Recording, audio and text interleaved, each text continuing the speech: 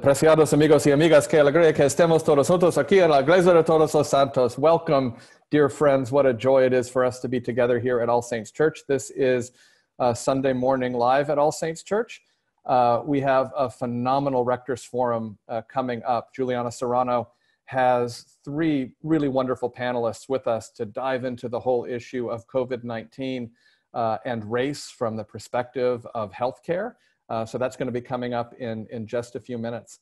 Want to let you know briefly of a couple of things that are going on here. We gave out 136 $10 Ralph gift cards this morning, as well as 45 masks here for our Sunday food table. If you want to donate Ralph's gift cards, you can mail them to the church at 132 North Euclid, or only if you're out already. Don't make a special trip. Drop them through the mail slot by the door facing the quad lawn. And we're needing, we gave up, that's almost $1,400 of gift cards. Thank you so much to so many people who are giving to this ministry. It makes a huge difference. Every week we have a partner in love who is doing amazing work serving the most vulnerable in our community.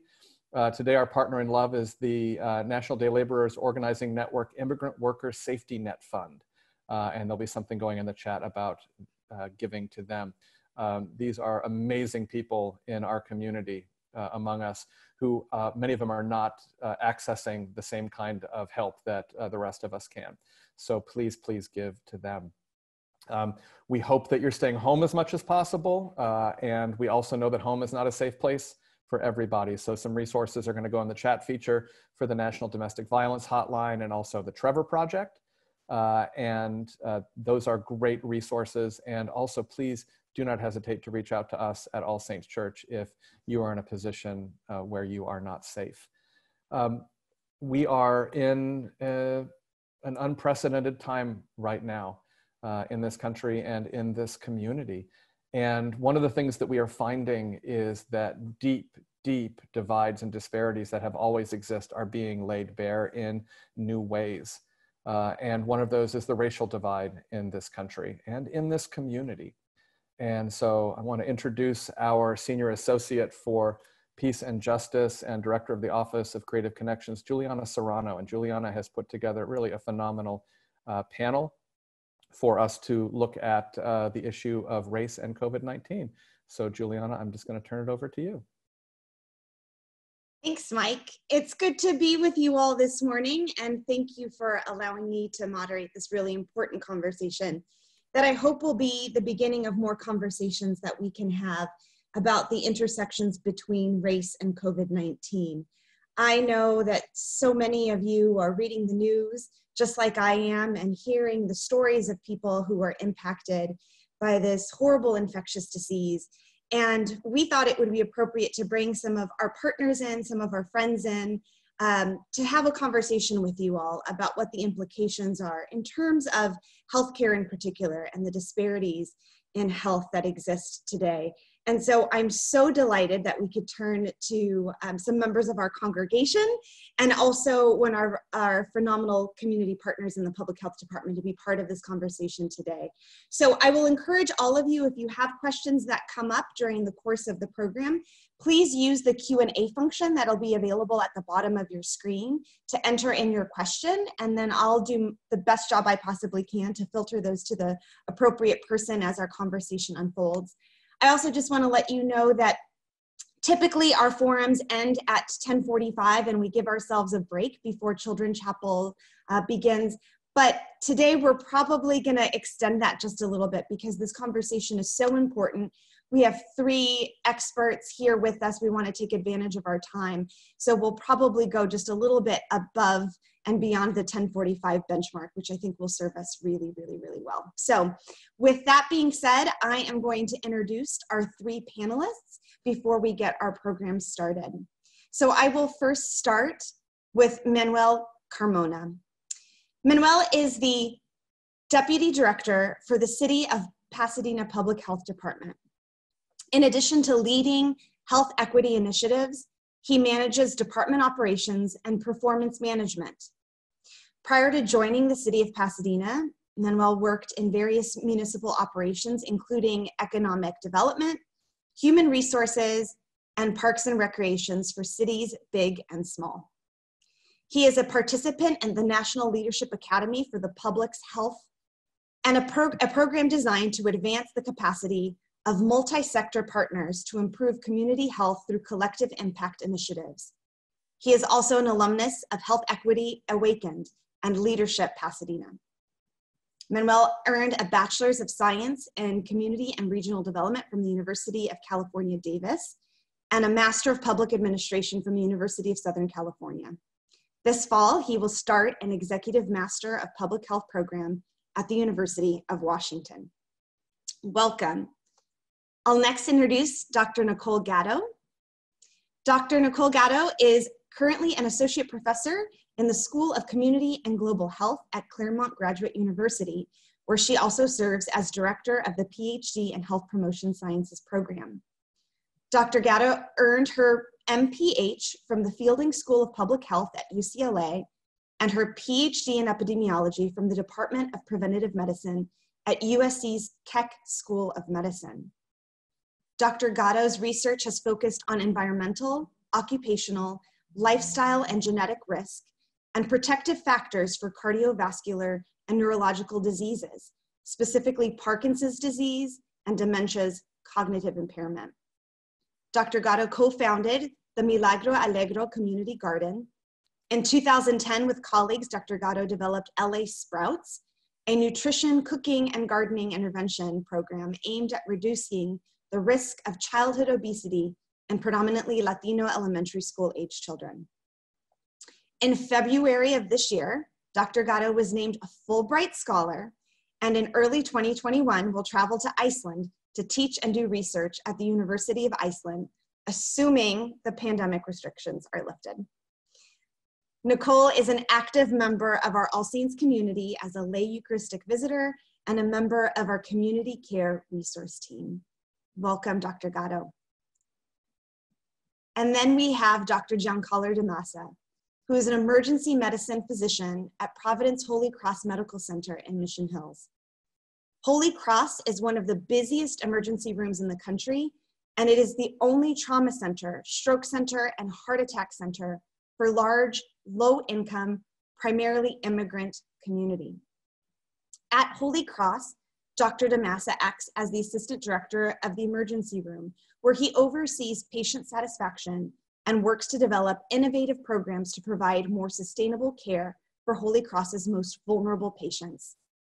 During the COVID-19 crisis, Dr. DiMassa and the ER leadership team have taken care of hundreds of COVID-positive patients, created safety protocols for hospital workers, and provided thousands of high-quality care visits via phone and video to less urgent patients so they can avoid the hospital setting. Dr. DiMassa received his medical degree from UCLA School of Medicine. He completed his residency training in emergency medicine at UCLA Harbor, one of the Los Angeles County safety net hospitals. After finishing residency, he became a Robert Wood Johnson Clinical Scholar, where he received a Master of Science of Health Services and worked to tackle complex health problems in our community and build a culture of health that actively addresses inequities based on race, ethnicity, and class. Dr. DiMassa and his family have been longtime and active members of the All Saints community. So welcome to our three phenomenal panelists. It's amazing who is in our direct community when I think about the level of wisdom that is present in this webinar today. It really, really, really excites me. And so thank you again for being with us, and I'm looking forward to our conversation. I want to first kick it to Manuel, who is with our very local public health department. And Manuel, I'm hoping you can give a sense of history for those that are watching about the Pasadena Public Health Department and how we exist, because it is very unusual for a city to have its very own public health department. So if you could tell us a little bit about what makes Pasadena so special in that we have our own public health department. Absolutely. Well, before I do, though, I want to thank you for the opportunity to join you all this morning. I know that this is a very important, albeit difficult discussion to have in our community. I think it's very worthwhile and valuable as we move forward with COVID-19 and other chronic diseases that are affecting our entire country. The history of the health department is actually very interesting. The city was founded in 1886. We founded our own health department in 1892. So the city health department is actually 128 years old, and a lot of people don't realize the history that we do have. Of course, at that time, science was not as advanced as it is now. So almost every city in California had its own health department at one point, but then science advanced and we understood that contagious diseases, infectious diseases don't stop at city borders. And so we started, collecting our resources and offering health department services at the county or regional level. And that's how many cities ended up giving up their health departments. Of course, the city of Pasadena did not. We've always found value in tailoring local control and adapting public health services to the needs of our community, and we continue to do so today. So with that, thank you so much for that opportunity to introduce the health department. I do want to talk a little bit more about the health department, just to give a little bit more context about how we operate and what we do. Let me share my screen here. So of course, as I mentioned, we're one of 3 city-based health departments in the state of California. The other 2 are Long Beach and Berkeley. We have over 100 employees that in a typical year do everything from nutrition education to physical activity and tobacco control and the types of things that public health departments are known for. Our budget is just over $16 million. And in the COVID-19 response, the unit that's leading our effort to the response to their communicable disease prevention. In a typical year, we have less than 4 employees assigned to that unit, and they do things like dealing with norovirus outbreaks and issues with tuberculosis and that type of thing. But of course, in the pandemic response, we've increased our staffing levels in that unit to 39 full-time equivalents. And so it's our most robust program at this point in time. As I talk a little bit more about the COVID-19 response, I wanted to make sure everybody's aware of our city website. If you go to our city website, you'll see this coronavirus COVID-19 information in red box. If you click on that, it actually gives a ton of information about what we're doing locally, including current news, quick links, and a message from the mayor. But one of the things I want to point you to is a Pasadena COVID-19 dashboard that's right there in the middle in that red box. And these are actually graphics from that link there. So if you open this up, you can see that there's some tabs there at the bottom that'll help you to navigate the information. As you can see, this data is accurate as of the prior day. And so every day we update the information. We have 684 confirmed cases in the city of Pasadena. Of course, the big news is that 74% of those, or about 74% of our cases, are related to long-term care facilities. But for the purposes of this conversation, I want to highlight that we have information about race and ethnicity, as well as age and gender on the website as well. If you go to the death information tab, you'll see that we have a total of 69 deaths in Pasadena. Again, long-term care facilities continue to see the bulk of these numbers, and so 90% of deaths are occurring in these facilities. Again, we have the race and ethnicity as well as age and gender data on the site. Now, before I go on, I think it's very important for, even though it's not necessarily directly related to the intersection of race and ethnicity, for this particular group to know that we take the issues at our long-term care facilities very seriously. In the health department, wants to acknowledge that this is definitely something that needs to be addressed, and that we're working diligently to try to do everything we can locally to improve the capacity of our facility to serve individuals who get sick in them. Our thoughts and prayers go out to the families that have been affected. And I just want to assure everyone that we continue to work with state and local authorities to help improve the conditions in these facilities. As Juliana mentioned, there is national and state data, and it's reported in the media about disproportionality, in particular for communities of color, including African American, the Black community. There's a lot of theories about why we're seeing increased numbers in these communities. And of course, they're due to underlying conditions such as diabetes, heart disease, and asthma. And also we're seeing a higher propensity of individuals from these communities serving as essential workers in transportation, as well as grocery stores and restaurants. And then limited access to medical care as a function of our medical system. Many people put off seeking care, and that can of course exacerbate their potential severity of their illness. In Pasadena, we're tracking this data, as you can see from our dashboard, but regrettably at this point in time, we felt that data is inconclusive. 18% of our cases are of unknown race and ethnicity. And there's just some real systemic challenges that we're working to resolve. And one of the things, of course, is just to validate the data that we're receiving. And one of the things that we're seeing is that, you know, the information that's reported for race and ethnicity is coming from a variety of actors in our community. And none of them are malicious in any way. It's just that if you're a physician or you're working at a mortuary or you're interacting with somebody who's ill and they're unable to provide you the race or ethnicity data, then it's up to that person to try to make their best assessment of that individual. And in many cases, they're not very good at it. And so they're identifying individuals as wrong ethnicity or putting unknown. And what we have to do at the health department, which when we do get that information, we follow up an investigation and we talk to the family members. And of course, that's when we learn that individuals may be from a different group. And so regrettably, at this point in time, we haven't come to any conclusions about how race and ethnicity is playing out locally. But you can see that the number of unknown is pretty significant. But there is longstanding information in public health about the role that race and ethnicity does play. And we're continuing to advance our ability to research these topics. And I think one of the things that has been very helpful as of late is University of Wisconsin Population Health Institute model, which has been incorporated into the county health rankings. This was a project funded by the Robert Woods Johnson Foundation. And, you know, one of the things that's really important about this particular model is that it counters a dominant narrative in the United States that personal responsibility is what causes public health outcomes to be so poor. As you can see from the model, based upon the research, that they found that 30% of someone's health outcomes is due to their health behaviors, things that we would typically say is personal responsibility. But a whopping 70% of the factors are things that are not personal responsibility, things like social and economic factors, clinical care, and physical environment.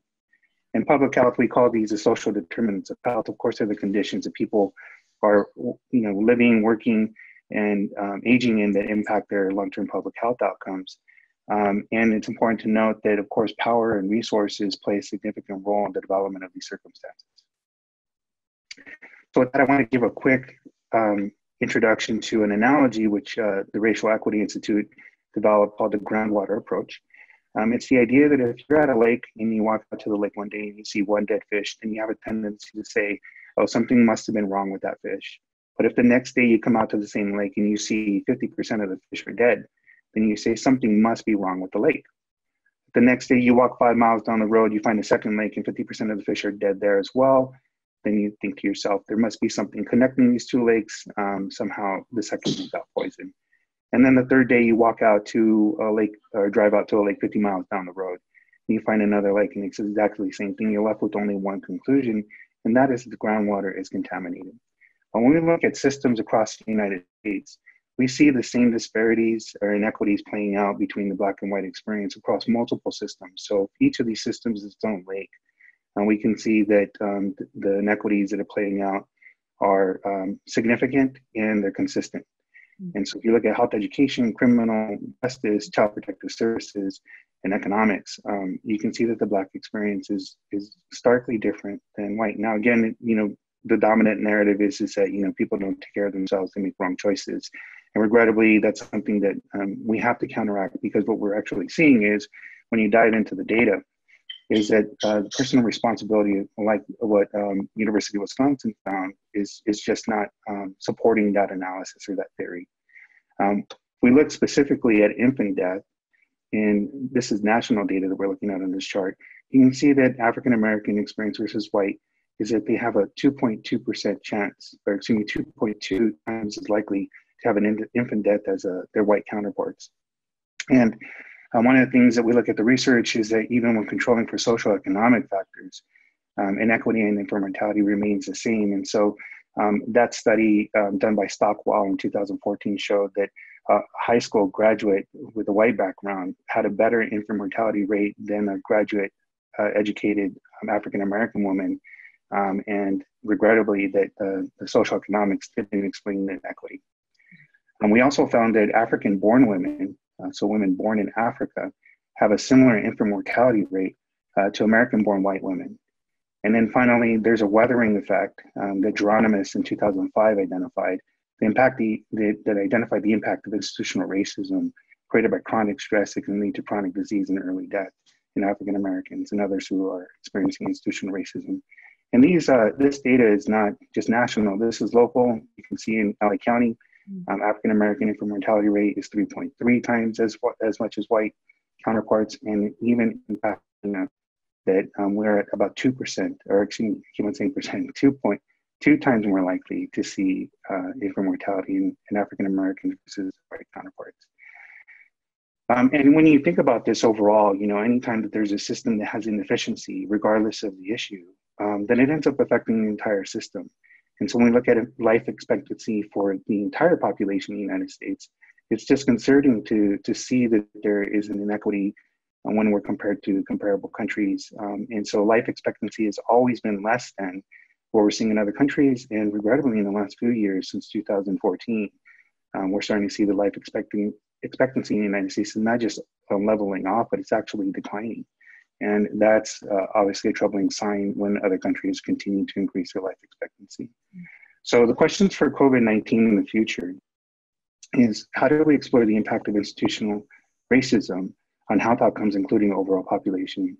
And if systems are the root cause of inequities, what are we going to need to do to fix them? At Public Health in Pasadena, many of our programs are built with a health equity lens, meaning that we're specifically targeting the inequities that we find in communities of color, because we know that that's where the resources are needed. But we have to continue to ask ourselves, are we in the fish fixing business or the lake fixing business? Because if we're just fixing the fish, then we're not going to make any progress in addressing the long-term systems and long-term public health outcomes. Thank you so much. I'm reflecting again, Manuel, on the experience that we had, because we were at that same Racial Equity Institute training. I was so fortunate that I received maybe like a third-hand invitation to that training. I know the Pasadena Public Health Department was, I believe, asked by LA Public Health. Pasadena invited Planned Parenthood, and Planned Parenthood invited me to come, thinking that I would be interested in this training. And, my head sort of exploded, right? Because I think that we have lived so long in a society and a culture that says, oh, well, if you get educated and if you get a good job, then you could sort of beat these odds that are against you, right? In terms of your health outcomes. But as you just mentioned earlier, when you think about Black infant mortality rates being the highest, regardless of a person's education or socioeconomic status, right? There's something else at play there. And we're inevitably left with the reality that it's about race, right? And weathering. And so, if you could just expand a little bit more, Manuel, about how public health is digging into that groundwater, because I remember in that training also hearing public health officials say, gosh darn it, for years I've been focusing on, how to eat healthier. So how about instead of frying that catfish, you instead bake it, right? So that we could help with your health issues, failing to realize that that's only going to get you so far, right? So I'm just hoping you can share a little bit more about that groundwater approach and what it means, and from a public health perspective, and what it could mean for COVID. Absolutely. And don't get me wrong, public health is the champion of these individual approaches to try and improve public health, right? So we do these education classes and walking groups. And I have to note, they are very important, especially for individuals who need the education and that, they need that support. And so we need to continue to do that. But it was Desmond Tutu who said that if you're at a river one day and you're so busy jumping into the river and pulling people out, that at some point you have to start thinking about how are these people falling in, and start walking up the river. But you can't continue to let the people go down the river without pulling them out. So you have to do both, right? So coming back to the public health department in your question, we do have systemic intervention. So we have our childhood health disability and prevention program and our local oral health program. And what we do is we work with providers and we educate them about the disparities that we're seeing amongst a variety of communities, including people of color. And we give them the guidance and the understanding of what to look out for, how to address it. So we're really targeting the system at the local level to help providers to become aware of information that's beyond the standard approach that they would normally employ. And by doing that, we're helping them to look at populations differently and to tailor the interventions in such a way that it's effective for that particular population. Thanks for that. Absolutely. So we'll move on next to Dr. Gatto, who is our resident epidemiologist. I'm just going to declare that, Nicole. It's so cool. I would love for you to share with us a little bit more about what is epidemiology. I have a feeling that epidemiologists these days are sort of like the rock stars in science, right? And you probably all don't get those moments very often. But I know people are wondering, what exactly is epidemiology and what does that mean to us? So can you tell us a little bit more about your field of study? Sure. So also thanks so much for having me and for the invitation to talk about this really important topic.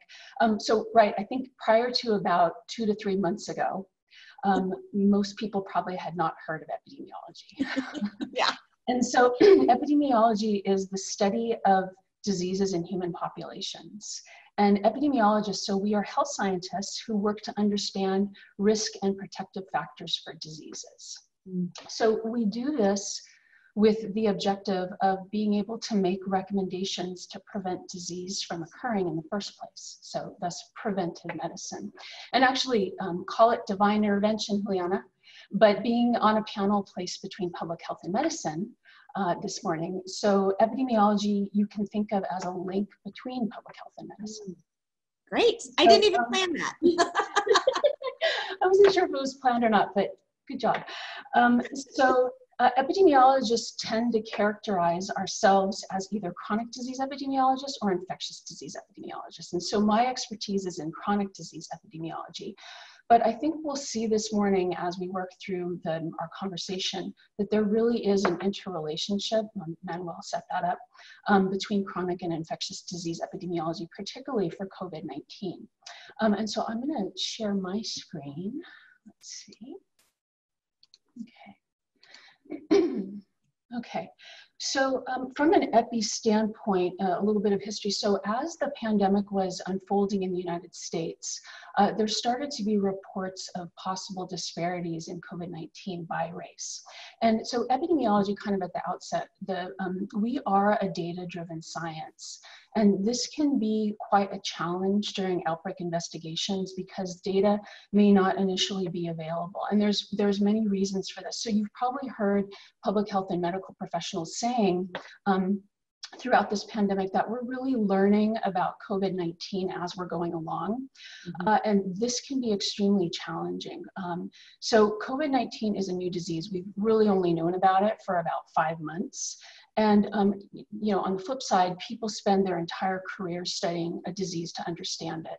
So we're making decisions as we're going along, which can be extremely challenging. So race-specific data for COVID-19 came along gradually.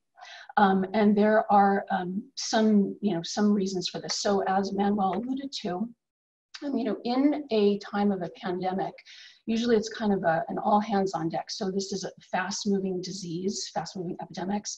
So efforts are usually more focused on containment and treatment than collecting data. Another reason is that the data may not be reported, it may not be available. We tend to have small numbers in the beginning.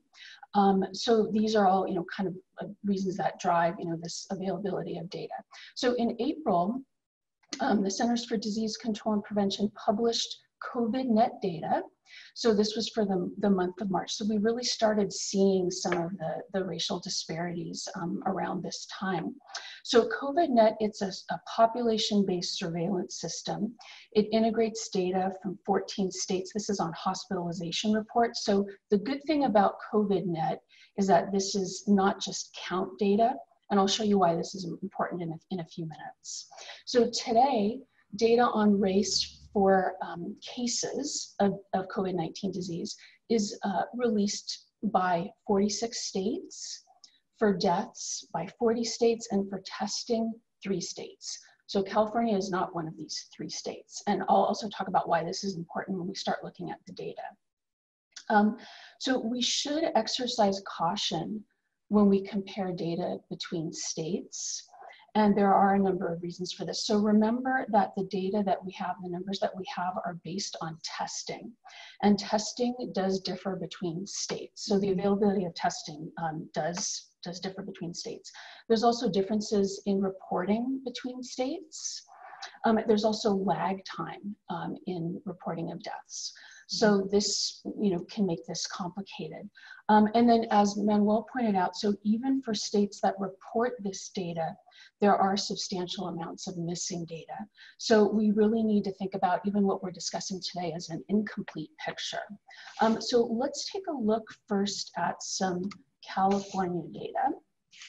Okay, so this is our California state coronavirus dashboard. So you can find this at, here's the link right here. Okay, so if we, kind of scan this, we have data on cases and deaths. We have by county. Here is kind of an initial picture of the demographics of cases. So we can kind of scan through this and see kind of the initial data that we have. This is last updated May 14th for race and ethnicity. So we can kind of see some of the proportions here. So the good thing about California is that we go further, and this is a published, so California publishes a summary of cases and deaths by race. So again, this is as of May 14th. And we can take a look first at the number of cases. So this is, in some cases, how far other states go. California goes further, and this is important. So we can start to look at the percent of cases compared to the percent of cases for each race and ethnicity compared to the makeup of that race and ethnicity per California population. So here, looking at this, we can see one pattern that emerges, that at least initially with this missing data, okay, so notice about 1/3 of data are missing race and ethnicity. Latinos make up almost 53% of the COVID-19 cases, but are about 40% of the California population. Okay. So if we look at our African Americans make up 6% of our California population, but are overrepresented in the deaths from COVID-19, so 10.1%. Okay, so we kind of see 2 patterns that seem to be emerging here, that are Latinos make up a greater percent of cases relative to the population that they make up, whereas African Americans make up a greater proportion of the deaths from COVID-19. So let's take a look next at Los Angeles County. So this is our Los Angeles County COVID-19 surveillance dashboard. So you can find it here, okay?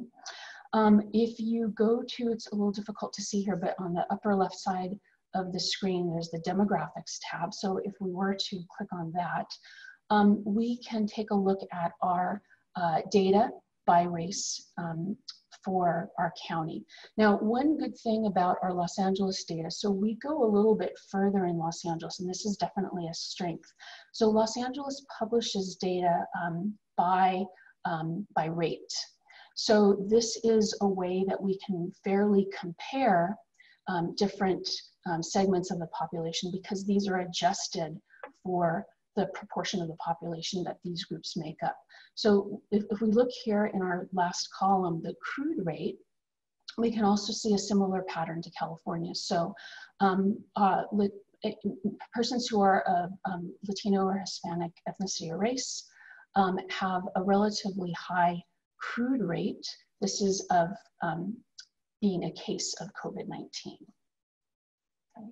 So the way that we would interpret this crude rate is that for every 10,000 population, okay, there would be 24.5 cases. So 24.5 per 10,000 people are Latino or Hispanic.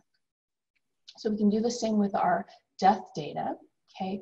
So this is deaths by race, and we see that African Americans have a relatively high crude rate. So this would be 2.5 deaths for every 10,000 persons. So compared to our other race ethnicity groups, you can see that Black and African Americans are relatively higher, okay?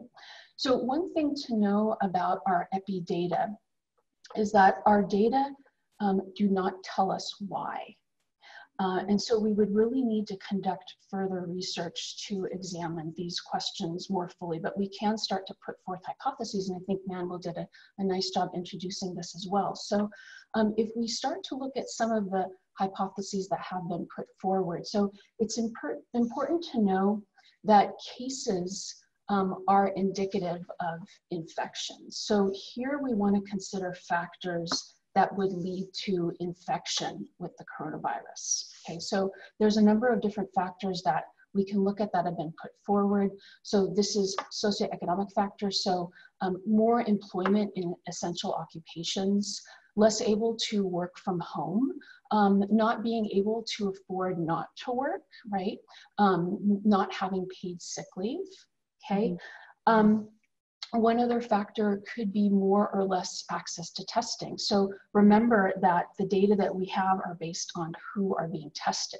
So we would really need to have data on testing by segments of the population to be able to answer this question. So is it that we're just identifying more persons who are positive because of testing disparities? So that would be one question that we would still need to look at further. Another possibility might be less able to social distance, so living in family units, or perhaps less compliant with social distancing. So this would be an opportunity for education for the latter. The final reason might be language barriers. And on Friday, I did hear the Los Angeles County Department of Public Health Director, Barbara Ferrer, identified making more information on testing available in other languages and in resources other than just online to reach more portions of the population. So if we look at deaths, so deaths, right, are indicating more severe disease. So here we want to consider factors that would be associated with poorer outcomes among those who have disease. So some reasons that have been put forward are less access to health services. We have underlying medical conditions. So it has been reported that 92% of those who have died in Los Angeles due to COVID-19 had at least one underlying health condition. And you can see here a table of these underlying health conditions. So older age, pre-existing lung disease, chronic kidney disease, diabetes, history of hypertension, history of cardiovascular disease, obesity. There are 3 other factors that are presumed. So a history of transplant or other immunosuppression, HIV, or use of certain biologics. And then smoking, there's starting to be more data about smoking as a risk factor. And then also, how does LA compare with nationally? Well, it's also been reported that 92% of those hospitalized, so again, as an indicator of more severe disease, nationally had one or more of these underlying health conditions as well. One other reason that I think is interesting, and there's starting to be a little bit more research coming out on this, is vitamin D deficiency. And so vitamin D is essential to immune function. And there are starting to be some reports that vitamin D may reduce COVID-19 severity. So you may have heard of this cytokine storm that folks are proposing as one of the reasons for some folks not faring as well with COVID-19. So vitamin D has shown in some studies to reduce this cytokine storm. And so just to note that vitamin D deficiency is more prevalent in darker skinned persons. Okay, so that is, I'm gonna stop sharing now. Thank you, Dr. Gatto. That was a lot. and I'm so grateful for your instruction on this, because you are absolutely brilliant, I imagine, as a teacher, and I feel like I'm learning so much. I'm wondering, and this is, I don't know if I'll be framing this question correctly, but we're seeing with COVID how social determinants of health and underlying issues combine to create some significant issues, right? And I'm hearing you say that the data is still incomplete, and I'm sure, you know, maybe 5 years from now, we'll have a better picture of these intersections between race and COVID. But in your professional experience as an epidemiologist, have you seen such a racialized disease before? Is that common or uncommon with infectious diseases? Well, okay, so I think that we will need more data to be able to really look at this further.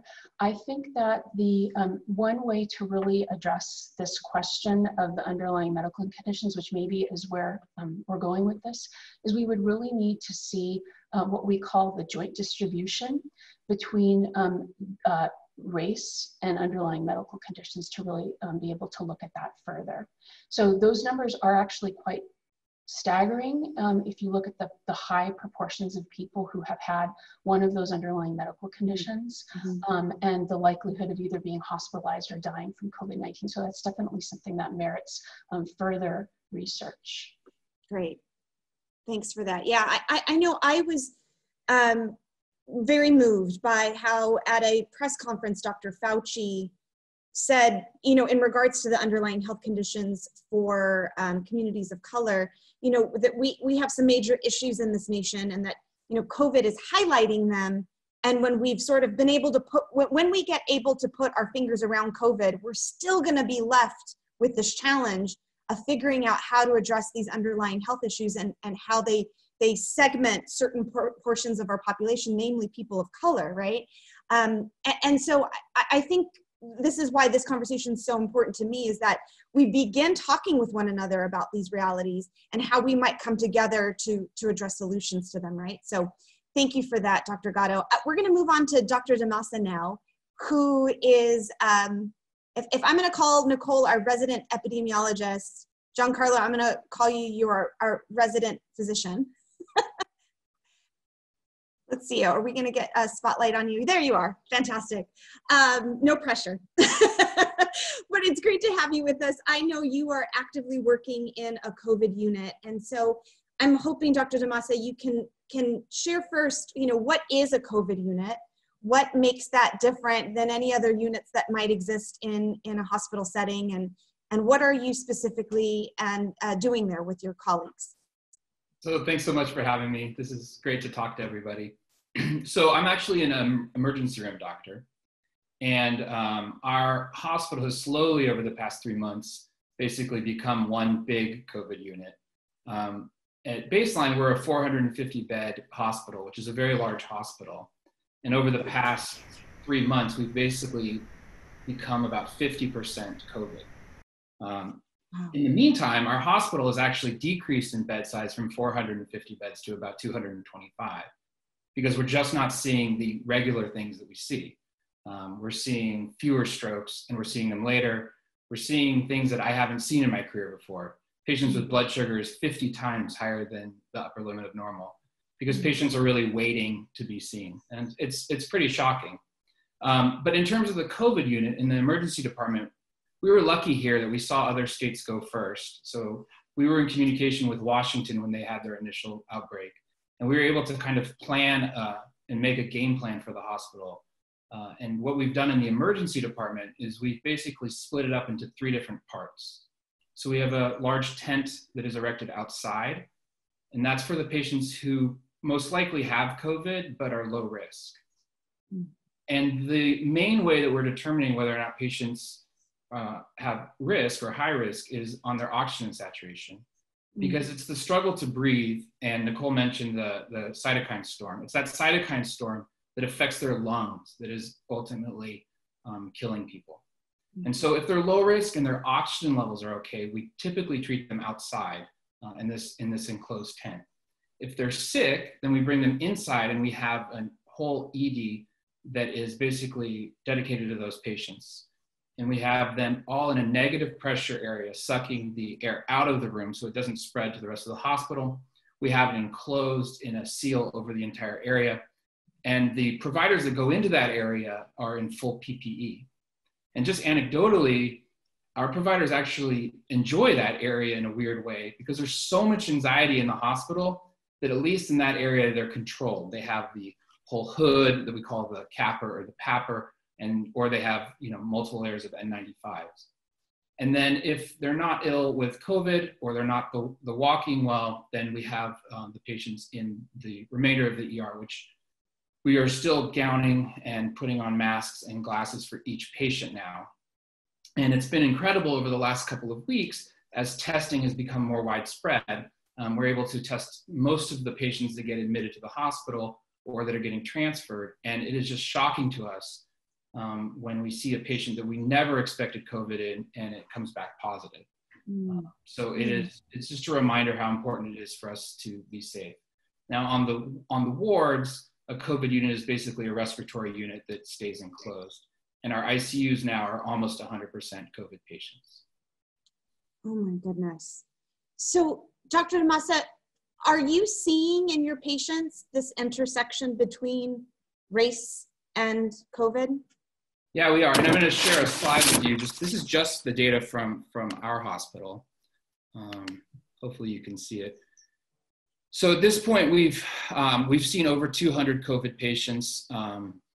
And like I said, we have about 70 in-house right now. And this is kind of the breakdown. And there's some kind of really interesting things here that echo what Nicole and Manuel have said. So we see about 60% Hispanic patients. So that is about equal to our community that we treat. But one thing you'll see is that we have 8% of the patients that we've, and these are admitted patients, by the way. 8% of the admitted patients are African American, and that's double, and it's about double what we see come through the ED. So that reflects the rest of the nation. But our hospital, different from kind of the rest of California, you'll see that over 50% of our patients had no comorbid factors before they were admitted for COVID. And we're seeing a much younger population. And we think, and again, it's hard to look at this retrospectively, but we think it's because we see a primarily Latinx population and Hispanic population. So they're typically younger, but they've been out in the workforce. A lot of them are deemed essential workers working in the food processing or in health support services.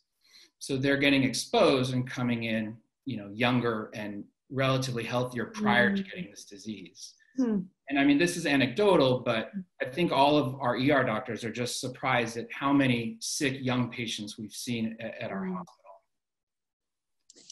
Yeah, that's heartbreaking. I have a friend who's a nurse and she's working in a COVID unit. And I remember a few weeks ago, she said to me, Juliana, a 40-year-old nurse came in and we had to intubate her. And I feel so out of control. Like there's nothing I can do to help her. Dr. DiMassa, I'm wondering, as a clinician by the side of your patients, what is it that you do to help them? Young and old and of all races, showing up as their doctor, what is it that you do to help them? For the individual patient, do you mean how individual patient? What does that care look like? Right. Yeah. So for the sickest patients, and these are the ones that are admitted, they typically have oxygen levels that are much lower than normal. Typically, walking around a non-smoker would have an oxygen level between 97 and 100%. For these patients, they're typically 90% or lower, so they're struggling to breathe. So most importantly, we're providing supplemental oxygen. That seems to help. For the sicker patients, we have to put in a breathing tube. And there's a whole, we have to get them into a special room to do that because of the risk of spreading it to the rest of the hospital. But we can put them in a breathing tube, and we'll put them into a medically induced coma. And one of the things that we're getting some success with is is actually rotating the patients as they're very sick, and it seems to help their lungs quite a bit. They're called rotaprone beds. And our hospital is just looking for any way to get more of them because we've had good success. The meds, we don't know yet, to be honest, which ones work. The remdesivir that you've heard a lot about may have a little bit of benefit. I think the hydroxychloroquine and the azithromycin that got so much press initially is not working and has some significant risks. But really what we're doing right now is providing support for the respiratory system as long as we can for the admitted patients. For the ones going home, we're just trying to empower them to see if they become more short of breath and giving them tips on how to do that. One is to see if you can hold your breath for 5 to 10 seconds. Another is if you can walk around the block without stopping. If you can do those things, then you're probably not in bad shape for your respiratory system. Got it. Thank you for that. So just a reminder to folks who are watching, you can submit a question via the Q&A chat box that's at the bottom of your screen. We do have a question that's come in, and I think this would be directed to Manuel, and it comes from Walter. In the context of COVID-19, how has being separate from LA County Public Health been advantageous or disadvantageous for Pasadena? Yeah, we get that question a lot. You know, what really is a benefit for the Pasadena community is that we can collect local data and provide a response that may be different than what other parts of the county might need. And so one good example is, you know, LA County certainly is having their share of difficulties trying to control infection in skilled nursing facilities, but we've been able to access state resources quicker and be more aggressive locally to address these concerns in the facilities. As many people may not realize, is that we actually issued a health officer order, you know, that basically required the skilled nursing facilities and assisted living facilities to do certain things like restrict visitors, institute strict infection control protocols on April 12th, and LA County and Long Beach, subsequent to our order, implemented them more regionally. So we were a leader there, taking a more aggressive action. And certainly, again, we're all working in coordination with each other, but we can tailor our response to the needs of Pasadena, and that's been a great benefit. Great, thank you. I think this next question from Crystal can maybe be addressed to any three of you who feel compelled to answer. She asks, are there any public health programs that educate the providers about the structural institutional racism, unconscious biases that might exist from the health provider's point of view, for researchers, et cetera? If yes, are there sensitivity trainings that are recommended for these professionals? Are any of you aware of such opportunities? So I'll just comment. I mean, I graduated from med school a long time ago now. It was 2001. And we did get some sensitivity training in medical school. And then there was really none in residency after that. And, you know, there's none ongoing through kind of your education over the years, or very little. And I do think that one thing that's really important to look at long term, because I am trying to find silver linings in this, is just planning for the US at large. We need to have med schools reflect the communities that they care for. And I think that's truly important. I think that doctors need to look like and speak like their patients. There's a lot of data that patients have better outcomes when that happens. Thank you for that. And if I might, or Manuel, yeah? Yeah, let me add here is, you know, more recently medical school programs are incorporating health equity focuses in their curriculums and in their internships. And it's important for health equity, you know, which is basically the idea that everybody is entitled to live, you know, a life that has the highest potential health possible. And it means that we have to look at the system inequities in order to make sure that we can achieve that. That many med schools are beginning to incorporate that type of curriculum now. It's more of a recent development. It's not something that's been longstanding. But it is important for everybody to know that these issues have taken over 400 years to develop in our country. And so we're going to have to navigate them methodically and carefully. And it's not going to be something that we can dismantle overnight, but we are committed to addressing it. Thank you for that. I'll move on to another question, which I think is an important one, and I know is on the hearts and minds of many people. Who should get tested for COVID-19? I'm sure all three of you would probably be in agreement with your answer, but if you could share who should get tested for COVID-19?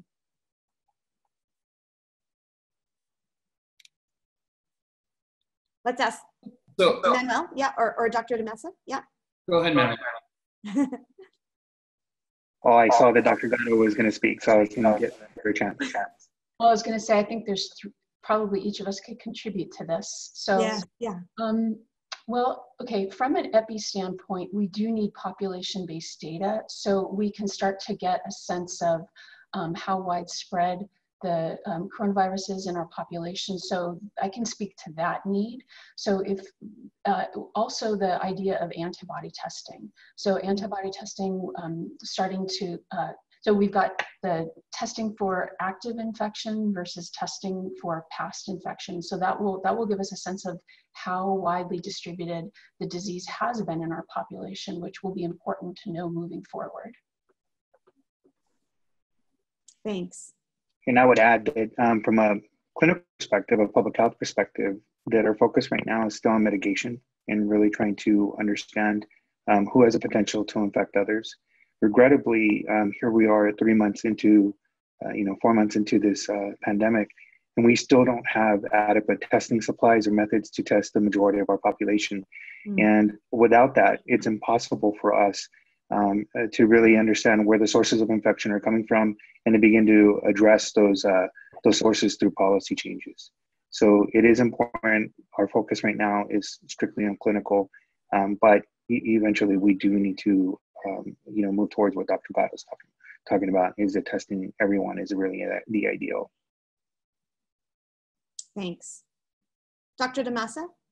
Yeah, I agree with Manuel. I mean, I think right now we're stuck in the situation that we would love to test every single person, but there has to be a response to the test. We have to know what we're going to do with that information. And there has to be something that we can do with that information. So for the patients that are coming to the hospital, we're really only testing people that are getting admitted right now still, at least in the rapid test way, because we need to know quickly what we can do to help that patient.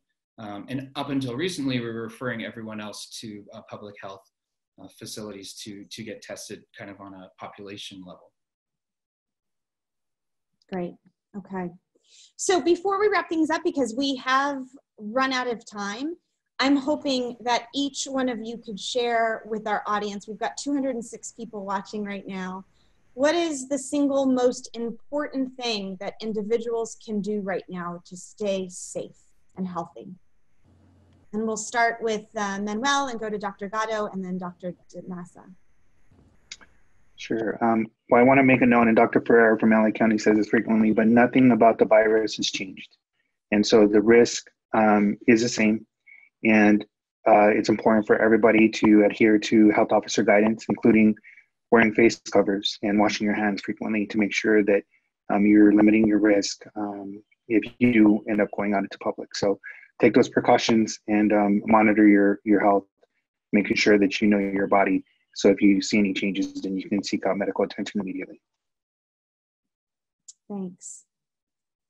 Dr. Gatto? Okay, so I have 3 things and I'll be fast. Okay. So the last 2 I think are particularly relevant for our peace and justice mission at All Saints. So the first, to echo what Manuel said, in the absence of established treatment options and a vaccine, we really need to rely on prevention. So we need to rely on people right now. So social distancing, hygiene, staying away from others when you're sick, right? So covering cough and sneeze. The second is we need to advocate for science. We need to advocate that scientists are taking the lead in this. I think it's confusing and irresponsible and dangerous when people's lives are at stake not to have scientists leading the effort. We really need to listen to science and let science gear our decision making. And the third is we need to advocate for the environment. So many of the pathogens, including this novel coronavirus that caused COVID-19, are thought to originate in animals. And because of our human actions, we really are increasingly encroaching on animal habitats and interfacing with animals on a scale that we haven't done previously. So we really need to take steps to slow climate change and to protect endangered species, so we don't see this again in the near future. Thank you for that. That's very helpful. Dr. DiMassa? So I'm a big believer in masks. Like I said, some of our doctors, when they're in the COVID unit, have the full PPE with the N95s, but we're just using simple surgical masks with the rest of the patients that many of them have turned out to have COVID, but the masks are working. We don't have a single provider now, and we've seen thousands of suspected cases. We don't have a single provider who's gotten ill. I think it's a testament to the masks. And I just want to give a shout out, since I mentioned the masks, to Christine Hartman and the Congregational Response Team, who have provided many masks to my department that we sneak in because they're not the official ones, but they've kept us really safe. And I couldn't be more thankful. And then the last thing I want to say is that this is a pandemic on top of a tsunami of a pandemic, on top of waves and waves of epidemics. I mean, our brown and black throughout the US have been sick with epidemics for hundreds of years. And this is just another tsunami knocking them out. And we have to kind of address that. We have to, in the future, think about this. We have to overtest. We have to provide better access to ultimately end these disparities. Thank you. Well, and on that note, that makes me want for us to commit to continuing this conversation. So I hope that at some point in the future, Dr. DiMassa, Dr. Gatto, and Manuel, that we can continue to expand on what we've started today, which was, I think, a solid foundation. I thank you so much for your participation